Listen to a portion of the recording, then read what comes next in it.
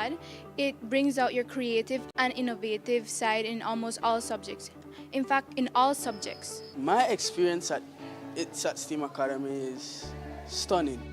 Our students will, I hope, tell you that they are happy to be here because from the moment they set foot in the campus in the morning to the moment they leave, they're engaged in interesting activities which have real meaning to their lives. And by doing this, the learning is much deeper, more effective and long-lasting.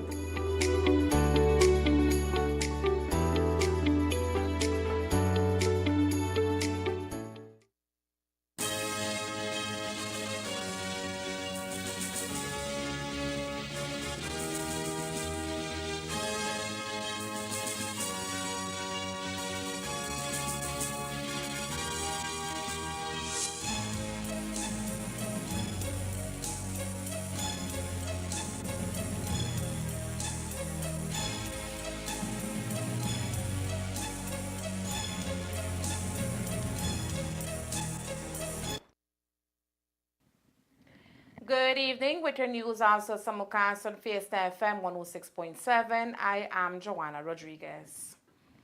Tonight, the discussion over sugar continues here in the North as a meeting was held this afternoon between industry stakeholders, including BSI-ESR, the Sugar Industry Control Board, and the Ministry of Agriculture. During that meeting, we understand that the situation of sugar shortages in our local market was discussed at length. As we reported on Monday, unlike last year when the reports of a sugar shortage began to emerge much later in the year, the shortage is already being noted in some parts of the country. We will have more on that meeting in tomorrow's newscast, but today BSI-ESR has issued a release addressing this very concerning matter. In their release, BSI-ESR says it has been receiving increased reports of shortage of sugar in the domestic market. BSI says that despite them increasing the amount of sugar sold on the domestic market compared to the same period last year, it seems that Belizeans are still experiencing a scarcity of the product. The lack of sugar at stores and the supermarkets, according to BSI, indicates that despite making more product available domestically, the illicit cross-border sugar trade continues to be on the upswing. As a result of these reports, BSI says that it has written to all its direct customers to remind them that the sale of sugar for domestic consumption is intended solely for the Belize market, and if they are found to be facilitating the export or smuggling of sugar intended for the Belize market, BSI reserves the right to cease sale of sugar to such customers immediately. BSI says it has also written to the government of Belize where they, quote, urge Cabinet to review and increase the price of domestic sugar. The wide disparity between domestic prices and the regional prices, combined with production shortages, particularly in Mexico, is creating a lucrative incentive for sugar to be smuggled outside of Belize. Until and unless this price disparity matter is addressed, Belize will continue to see pressure on its domestic sugar supplies. Furthermore, the last adjustment in prices for brown and white sugar was 23 years and 9 years respectively, end quote. In ending their release, the millers advised that the sugar challenge in the domestic market will only worsen over time if, quote, Cabinet fails to address the price disparity or stronger border controls are not enacted immediately, end quote. The issue of Belizean sugar being smuggled illegally across the border into Mexico was among one of the main topics of discussion between Prime Minister John Briceño and the Mexican President Manuel López Obrador during a working visit over the weekend. As we told you on Monday, those discussions included the possibility of exporting our sugar into the Mexican market. We spoke about sugar. As you all know, a lot of our sugar is being contraband into the Chetumal region, and it creates shortages for us. the president then agreed that he will talk with the Minister of Economy and the Minister of Economy for us to look at the tariff regime to be able to expect to reduce it and also then to give us a certain quota to be able to export sugar. We will have an update on the meeting with sugar industry stakeholders in Wednesday's newscast. For the past days, we have been following the hit-and-run accident that left Wilbur Beltran suffering from severe injuries. The accident occurred last weekend in Corozal on the Santa Rita Road. The incident was captured on surveillance cameras, and we are told that copies were given to Corozal police.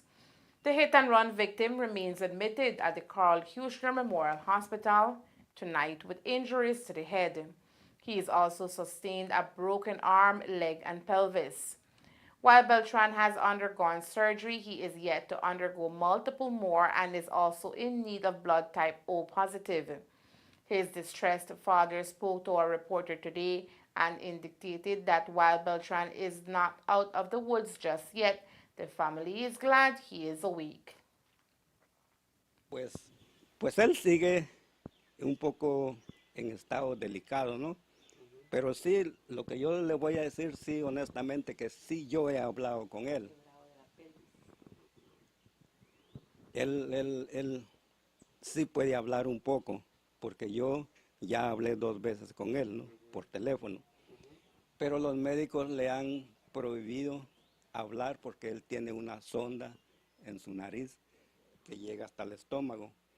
Y creo que le tienen otra por acá así para que le limpie su estómago. Entonces, sí es verdad, estaban pidiendo 5 bolsas de sangre. Entonces, pues, gracias a Dios de que ayer fue una hermana y otros 2 muchachos a donar. Lo que pasa es que hay donadores, pero no es del tipo de que él necesita. O positivo. Entonces,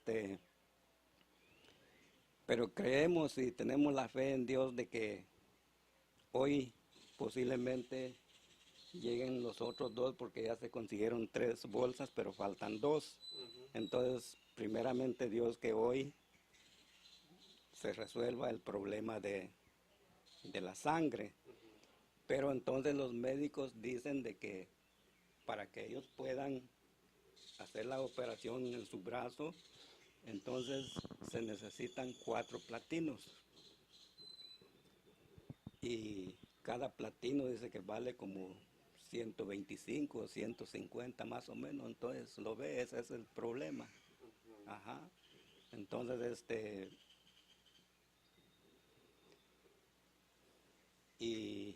y después de que chequeen su brazo, van a chequear su espalda a ver cuál es el problema que él tiene en su espalda, ¿no? Porque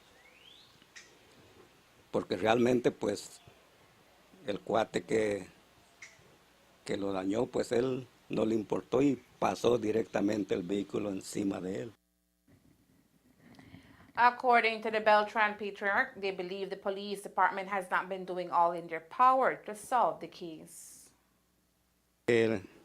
Mi hijo tiene el video donde el hombre pues se anda como, ¿no? Y entonces ¿el policía o el hombre? No, el policía. Ajá. El policía es de apellido Cahuiche, pero en el video no, pues yo no le veo la cara, solo le veo la espalda, pero él así no, cuando detuvo al hombre, según dice mi hijo, de que, pues que él estaba a favor realmente de él, porque dice que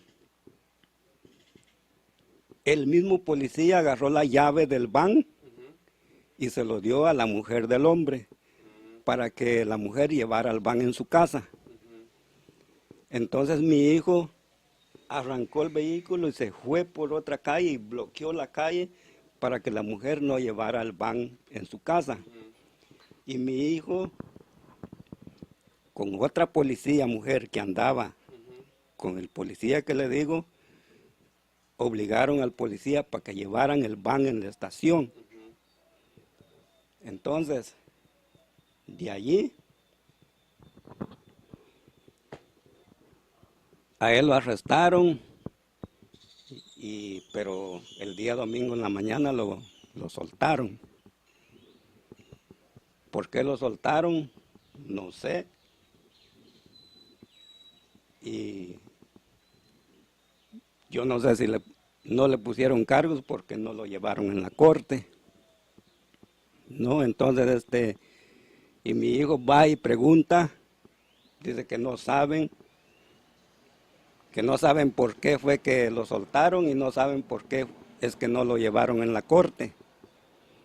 Entonces, por ese motivo es que nosotros decidimos que viniera alguien que por favor que haga público esto, porque no es justo. Entonces, ¿para qué están los policías?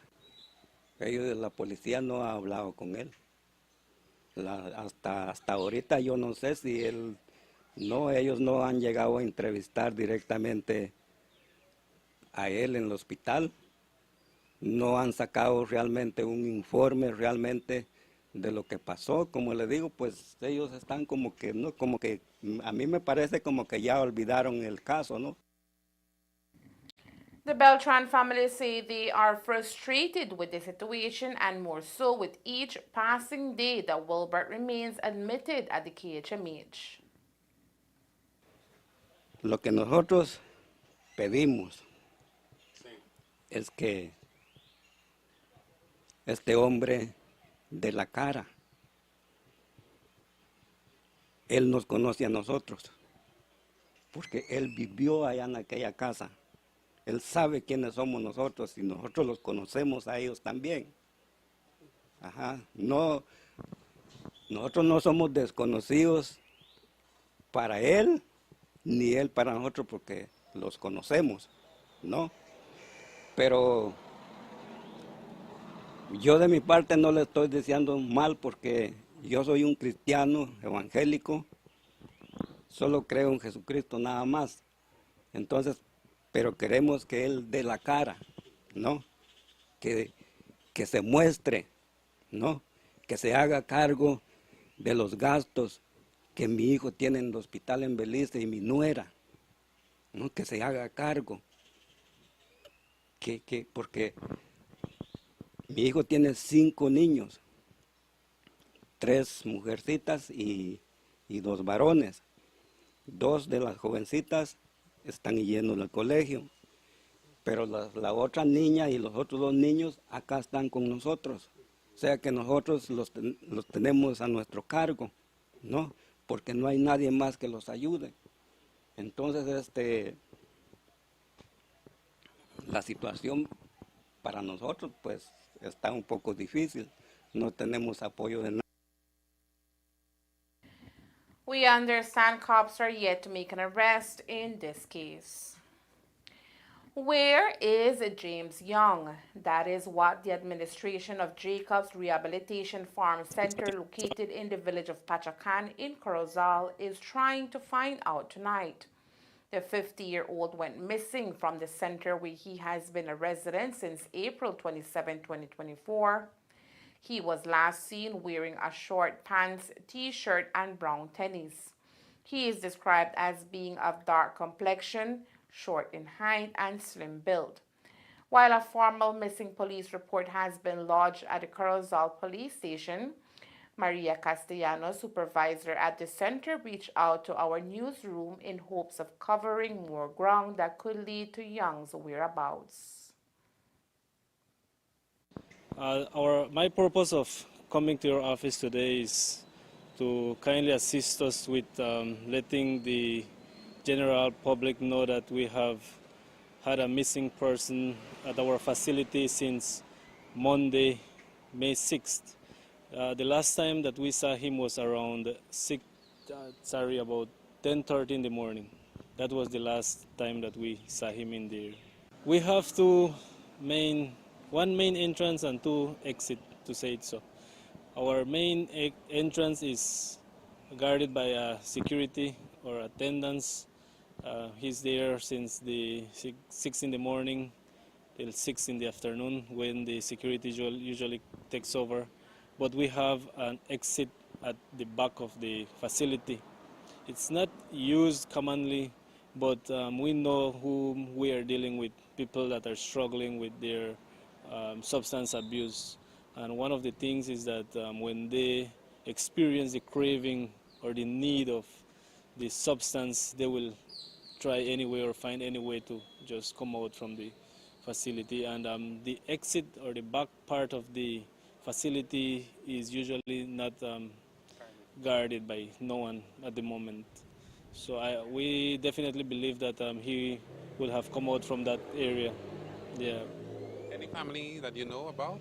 He has any family around? His family has come from Belize in an effort to try seek him because there were rumors that people had seen him in the nearby villages and in town here, but when family members checked the cameras from the places that he was seen, according to people, they find out that it was not him.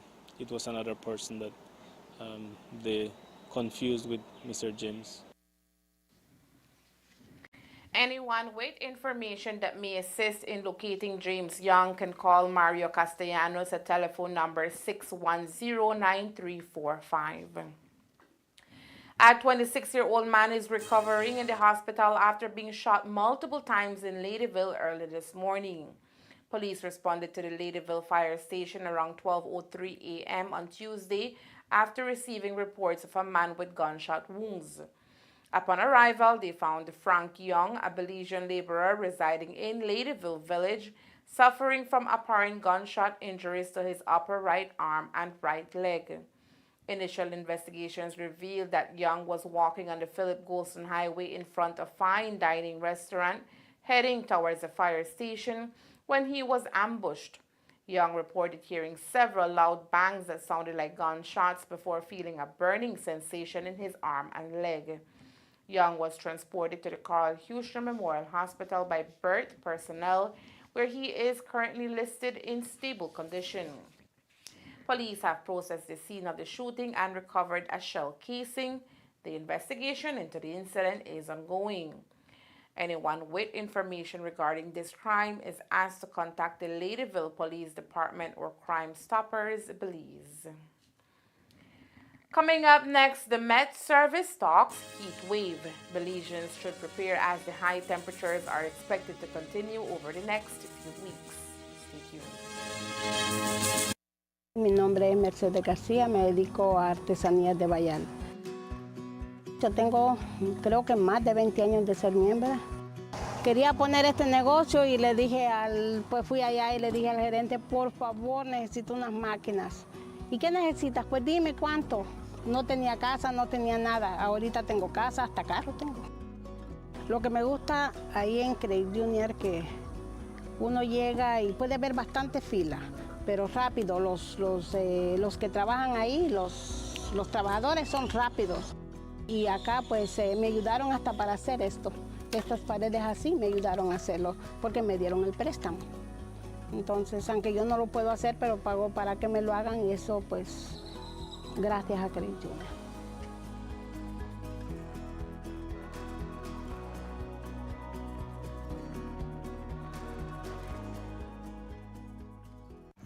One day, we decided to gather everyone who loves The Last of Us in one place. The naked and afraid fans, and well, everyone who loves realities. The ones who don't like spoilers, and the ones who do. And those who love Barbie and Peppa Pig. That place is called Max. Well, it's not an actual place. It's on your screens, and there's room for everyone. Max is here to bring you more of the stories that you love. Max, the one to watch.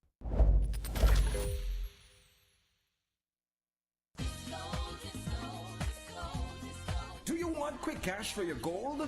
Then take advantage of Monica's Pawn Shop's big loans on gold and our guaranteed low rate of only 10% on all pawn jewelry. But it doesn't stop there. We also pawn TVs, buy scrap gold, and pawn vehicles that you can still drive. Visit Monica's Pawn Shop today in our Belize City location at number 128 Cemetery Road, our Belmopan location at number 5 Garden Plaza, our Orange Walk location, number 2 Belize Carazal Road. Give us a call at 207-0970 and get more money for your gold jewelry.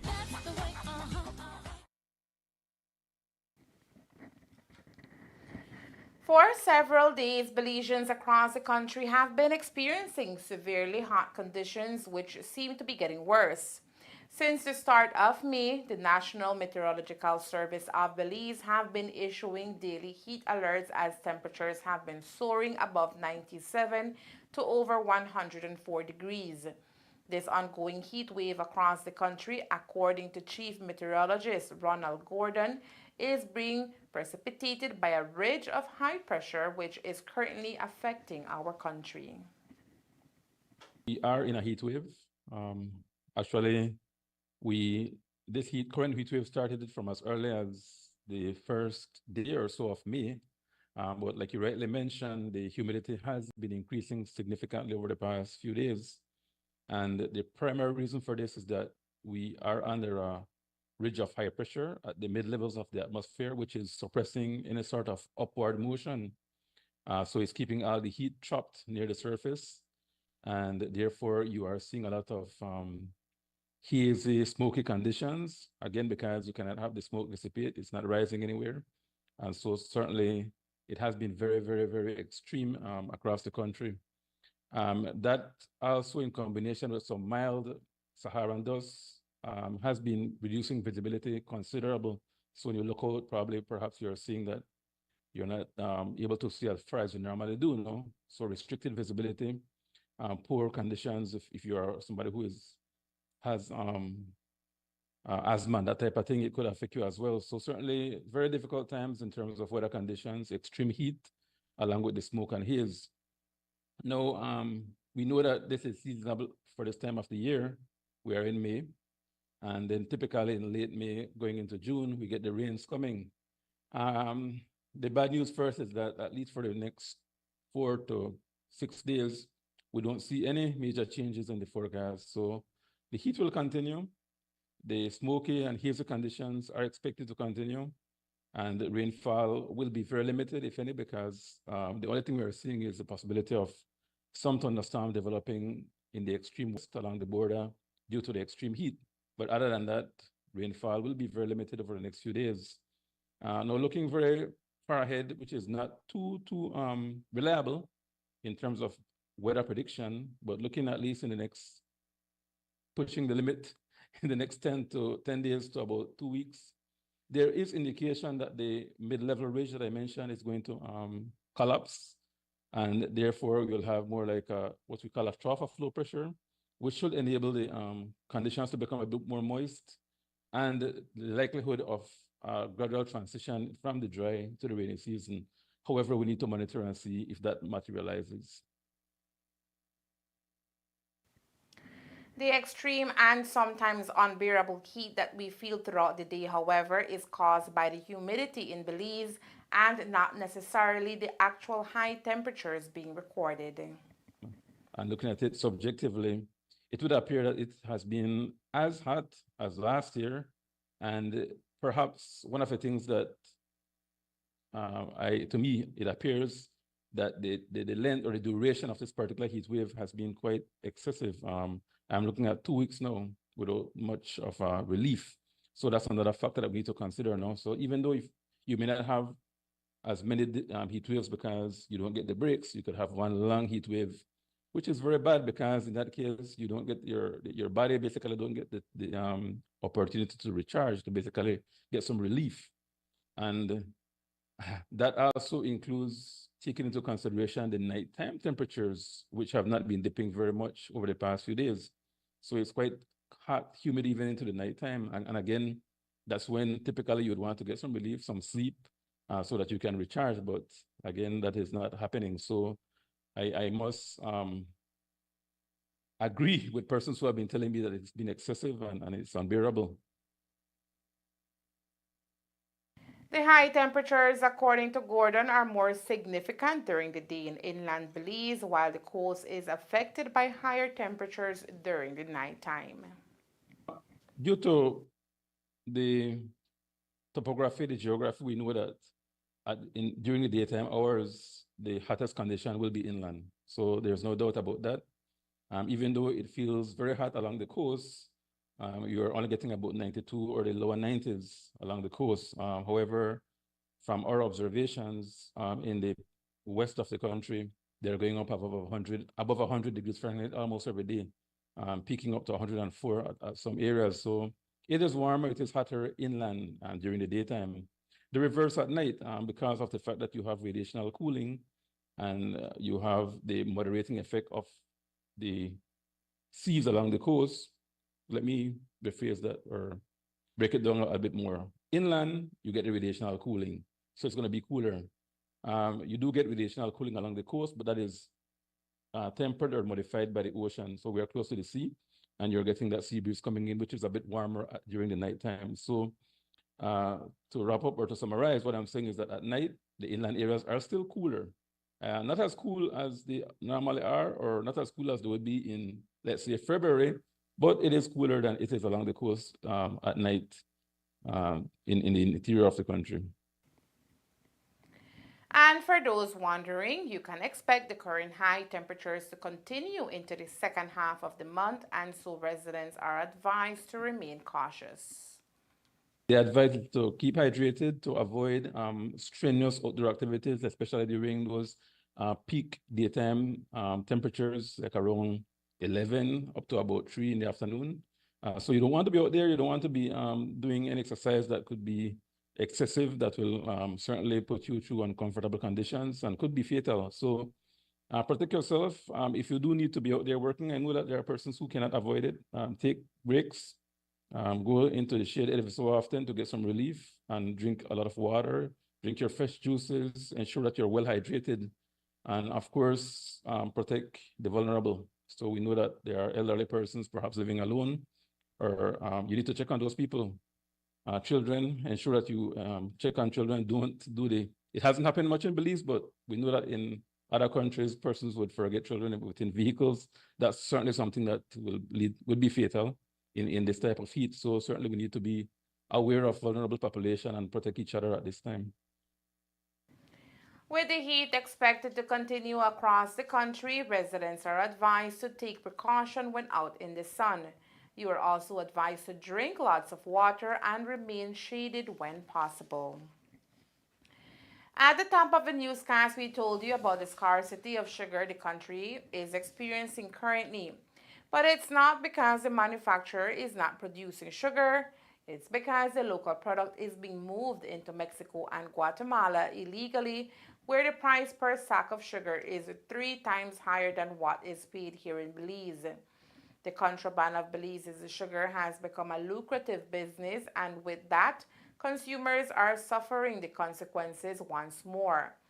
But while that is haunting us, there is actually other products that can be utilized to replace sugar to sweeten their favorite drink and even snack.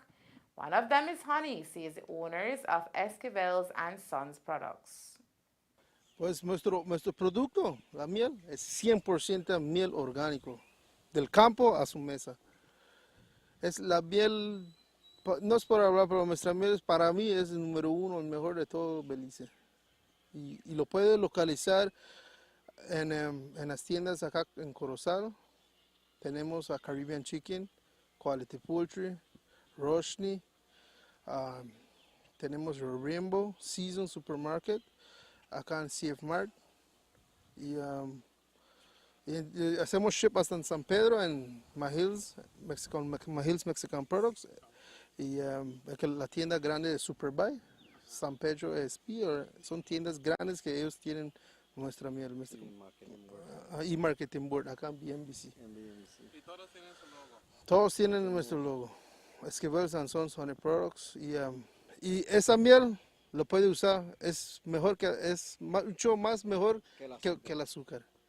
Es recomendada más consumir la miel. La miel que azúcar, porque la miel es vida. El azúcar, ya vieron que cuántos problemas el azúcar ya dio ahorita de tanta gente que está diabético. La miel es algo buenísimo, que viene del campo, viene de las abejitas y viene algo natural. No tiene nada de que lo vas a tener, está curando con químicas o algo. Esa miel viene, se saca, se saca y se botea y se le vende a la gente. Ese se llama raw honey. Y solo acá los otros tenemos esta miel acá. Acá en Belice estamos bendecidos porque tenemos cosas sanas y la gente no sabe. Prefieren ir a comprar cosas que lastimen su cuerpo. La miel, yo les digo a todos que consuman miel, porque la miel es vida, amigos. Y eso les va a ayudar para que vivan más sanamente, para que regresen a ser jóvenes otra vez. No tenemos que estar bebiendo azúcar, refrescos y eso, porque eso es malísimo. El azúcar es malo, pero ni modo, ya estamos acostumbrados a beber azúcar y la gente quiere azúcar. Pero ahorita que no hay azúcar, beban miel y van a ver la diferencia que les va a hacer la miel. You will have an opportunity to purchase the 100% pure honey from Esquivel & Sons honey products at the Fair Trade Market Day scheduled for May 18, 2024 at the Orange Walk Central Park. The atmosphere inside the Crystal Palace here in Orange Walk Town was a cheerful one today as hundreds of primary school students from both rural and urban schools across the district came together for the annual Festival of Arts. Our cameraman, Vince Villatoro, and reporter, Norma Ruiz, captured some of the highlights, and here is with that report.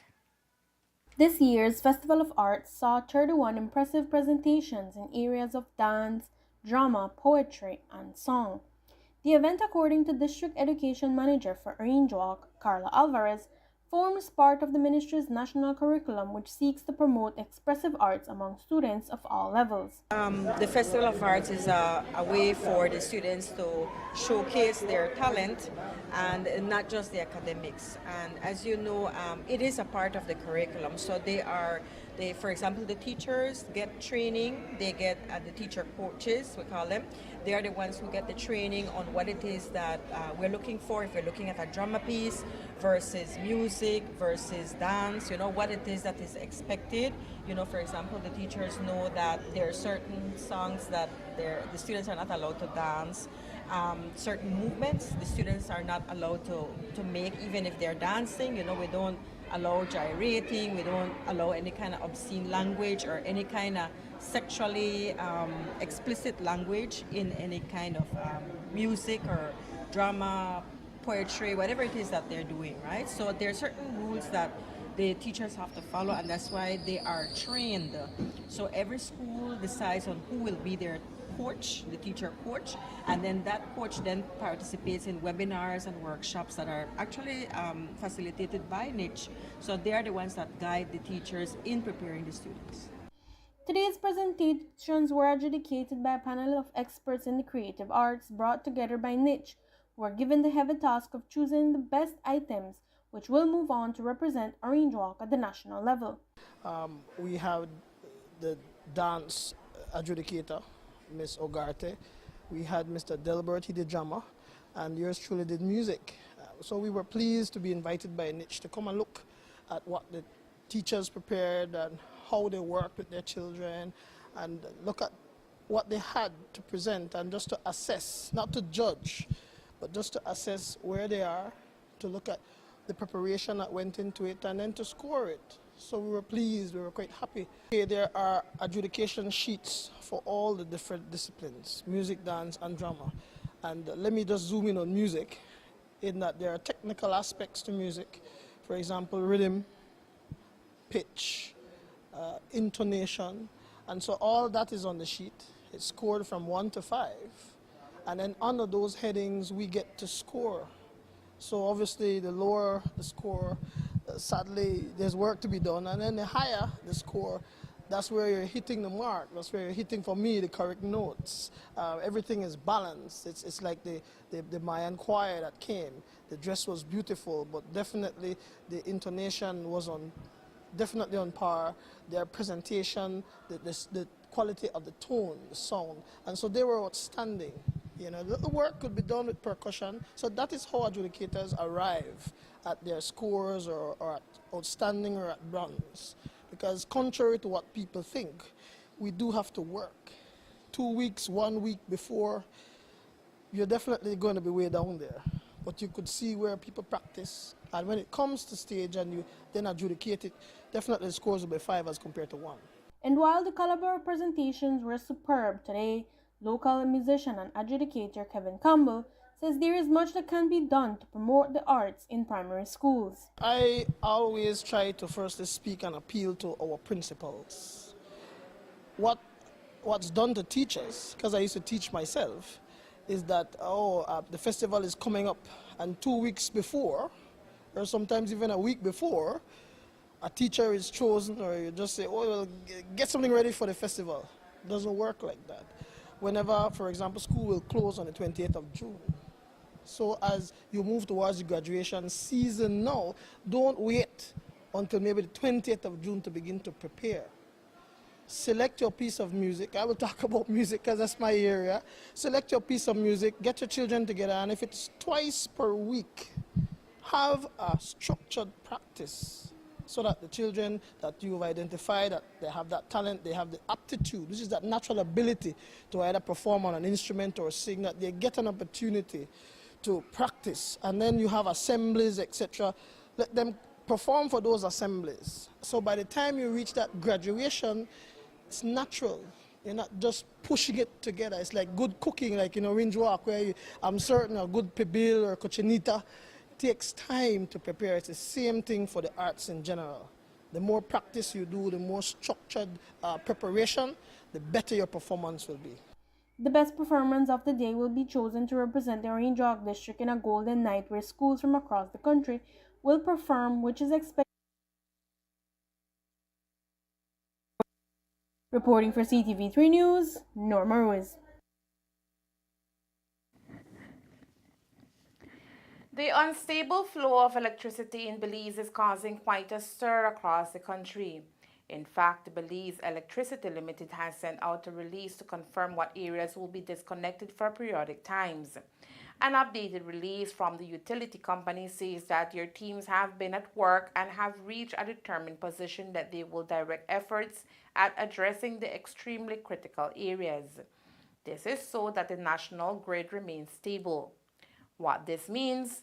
Well, it is sort of good news because the entire Corozal district will no longer be without power. Only certain areas of Corozal will still be disconnected tomorrow from 8 a.m. to 3 p.m. The areas that will be out of power are the following: Joseito Layout, Dominguez Layout, Ferry Road, Saltillos, Progreso Heights, Orchid Bay, and the villages of Copper Bank, Progreso, Shunosh, and Sartaneja. By doing so, then customers in San Ignacio, Dangrega, Independence, and other areas in Corozal will not be affected. BEL says that unscheduled power interruptions are still probable due to what they call unexpected factors or causes that are outside of their control. But the shortage of power tomorrow further north has prompted the Ministry of Education to cancel classes for all schools in the Corozal district tomorrow. And there is more news after the break. Stay tuned. My name is Stacey Badillo. This is my sister Gina Badillo, and we've been owners of this business for the past 19 years. It is called Purple Passion Studio and Spa, and we're located in Kikaker, Belize. I've been part of the credit union for 12 years, and Gina for 19 years. Professionally, it's allowed us for our business to grow, and our careers has grown as well. We have had great customer service at Credit Union. They're exceptional. Yes. For this small island, it's very important, but for our small business, it's even more important. It has changed our lives, the lives of our children, of our families. I highly recommend St. Francis Credit Union to my children, to my family, to my clients, to everyone that is around me, that it's always the number one.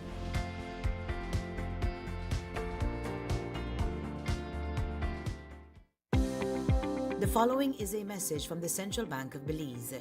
The Central Bank of Belize reminds the public that, in accordance with the Domestic Banks and Financial Institutions Act, International Banking Act, Credit Unions Act, Moneylenders Act, and National Payment System Act, persons are prohibited from carrying out certain financial activities without the requisite license or registration.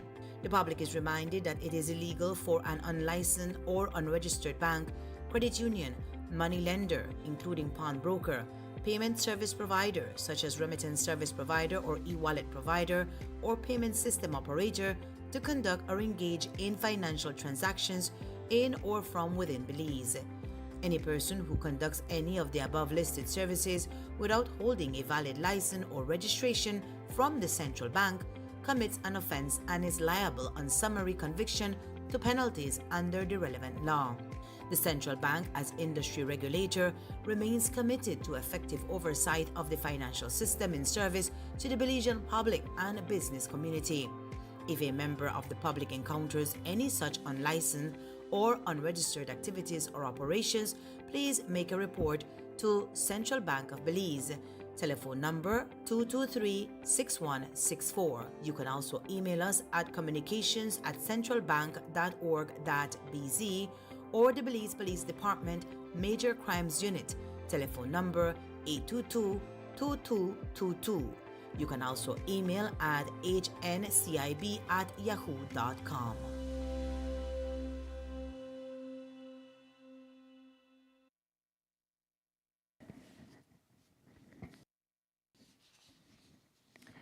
Every year, students are asked the same question: what do you want to be when you grow up? For most children, the question is quite intriguing but without an immediate answer. That is why the Libertad SDA Primary School held a career day and invited professionals to come chat with students today. Elmer Cornejo was at the school earlier today and has put together the following story. Students were not in their regular setting today at the Libertad Seventh-day Adventist Primary School. While they were at school, they were not wearing their usual uniform. Instead, their clothing depicted the career they would like to pursue in the future. And for those who were not quite sure what they wanted to be, their teachers had a plan as the school invited the representatives from the Belize Coast Guard, Corozal Police, barbers, Ctv3 News reporter, among others, to make presentations in their specific field. The hope was to be able to entice students to follow any of those professions. It is an yearly event at our school. We have started it a few years now, so we normally try to make sure that we get different presenters so that we don't have the same repeated one from last year for this year. And normally we try to get those that we know that will interact with the children so that it becomes a learning experience for them so that they can choose well their career in life. I'm pretty sure that your parents would, speak about it. What are some of the feedbacks you've been getting from your parents and even from the students and your teachers?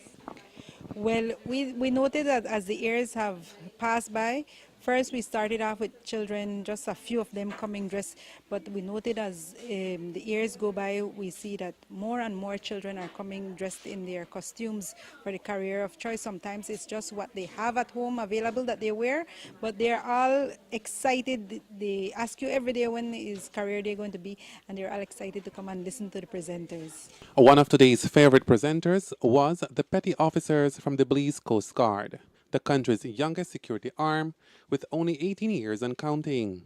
The Coast Guard is one of the children, the top pick for the children. Most of the time you hear them in school, all of them want to go and be Coast Guard. So this year I took the initiative of calling the Coast Guard, and I was very happy when they responded like almost immediately, and they said they were excited to come too. So it was a very good one, and I'm sure that the children learn, and the different items that they brought for presentation was very interesting to the children. Well, Libertad is a village where I come a lot to sporting purposes, of course. And aside from that, it is always a good ambience whenever you go to the different villages or districts to do any sort of presentation, be able to showcase or present yourself as a member of the Coast Guard. And coming to Libertad SDA school today was a bit more a good feeling for me because we don't get the chance to come to these areas a lot. And being able to explain to them what we do at the Belize Coast Guard, who probably they haven't heard or seen in their life, but I know that a couple of them have family members within the Coast Guard. So it was communicative between ourselves and them. So what were some of the feedback that you got from the students? Oh, it was excellent. Knowing that they have a lot of the students aspiring to be doctors, nurses, captains, chefs. Those are some of the programs that the beauty about joining the Coast Guard, because in the Coast Guard there are different units whereby you can be an engineer, you can be a mechanic, you can be a damage control, whereby you are the one dealing with the vessels where there is any damage and so forth. While Career Day proved to be a success, students also learned that in order to reach their goals, they must concentrate deeply on their studies. Well, yes, we want to encourage parents that are already on board with us, and those who are still a little bit off, we want to ask them we want them to see how well the children appreciate these kind of events, and we want them to start supporting more their children so that they could give their children a better future. Elmer Cornejo, Ctv3 News. The Mexican Agency for International Development Cooperation, AMXID, in conjunction with the National Institute of Forestry, Agriculture, and Livestock Research and the Ministry of Agriculture, Food Security, and Enterprise, through the Ex-Bilateral Cooperation for Technical and Scientific Cooperation, launched a project entitled Reproductive Technology in Cattle Production in Belize at the Ministry of Agriculture's conference room in Belmopan on Monday, May 13th. The launch was attended by the Minister of Agriculture, Food Security and Enterprise, the Honorable Jose Abelardo May, representatives from INFAP and MAFSE, technical officers, and representatives from the Belize Livestock Producers Association. The project includes a diagnosis of the cattle industry that is scheduled to take place from the 13th to the 17th of May 2024 and is being facilitated by Dr. Jorge Quintal Franco and Jose Eduardo Cabrera Torres. The project's training is expected to deliver a complete and functional diagnosis of the capabilities to enhance its services to farmers in respect to reproductive technologies and its benefits. This project is expected to deliver real-time results as to how the MAFSC will proceed with artificial insemination and embryo transfer in Belize. And that's the news. We invite you to join us for another newscast on Wednesday, May 15th, here on CTV3 and Fiesta FM 106.7.